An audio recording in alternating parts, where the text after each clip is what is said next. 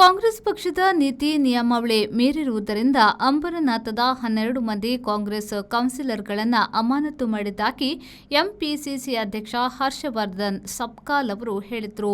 ಅಂಬರನಾಥದಲ್ಲಿ ಕಾಂಗ್ರೆಸ್ ಕೌನ್ಸಿಲರ್ಗಳು ಸಾಧಿಸಿರುವುದು ಅಪವಿತ್ರ ಮೈತ್ರಿ ಎಂದು ಎಂಪಿಸಿಸಿ ಮಹಾರಾಷ್ಟ್ರ ಪ್ರದೇಶ ಕಾಂಗ್ರೆಸ್ ಪಕ್ಷದ ಅಧ್ಯಕ್ಷರಾದ ಹರ್ಷವರ್ಧನ್ ಸಬ್ಕಾಲ್ ಅವರು ಹೇಳಿದ್ದಾರೆ. ಅದೇ ವೇಳೆ ಅಂಬರನಾಥ ಪಾಲಿಕೆಯ 12 ಮಂದಿ ಕಾಂಗ್ರೆಸ್ ಪಕ್ಷದ ಕೌನ್ಸಿಲರ್ಗಳನ್ನು ಅಮಾನತು ಮಾಡಿದ್ದಾರೆ.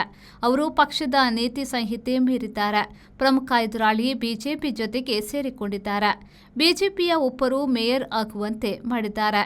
ಇದ್ಯಾವುದಕ್ಕೂ ಪಕ್ಷದ ಸಮ್ಮತಿ ಇಲ್ಲ. ದೇಶ ಮಟ್ಟದಾಗಲೇ ರಾಜ್ಯ ಮಟ್ಟದಲ್ಲಾಗಲೇ ಸಮ್ಮತಿ ಇಲ್ಲದಿರುವುದರಿಂದ ಅವರನ್ನ ಸಸ್ಪೆಂಡ್ ಮಾಡಿದ್ದೇನೆ ಎಂದು ಎಂಪಿಸಿಸಿ ಅಧ್ಯಕ್ಷರು ಹೇಳಿದರು.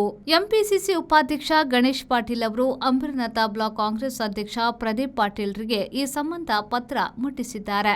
ನೀವು ಸ್ಥಳೀಯವಾಗಿ ತೆಗೆದುಕೊಂಡ ತೀರ್ಮಾನವನ್ನ ಪಕ್ಷ ಒಪ್ಪುವುದಿಲ್ಲ. ನಿಮ್ಮನ್ನು ಸೇರಿಸಿ ಪಕ್ಷದ ಕೌನ್ಸಿಲರ್ಗಳನ್ನು ಸಸ್ಪೆಂಡ್ ಮಾಡಿರುವುದಾಗಿ ಓಲೆಯಲ್ಲಿ ತಿಳಿಸಲಾಗಿದೆ.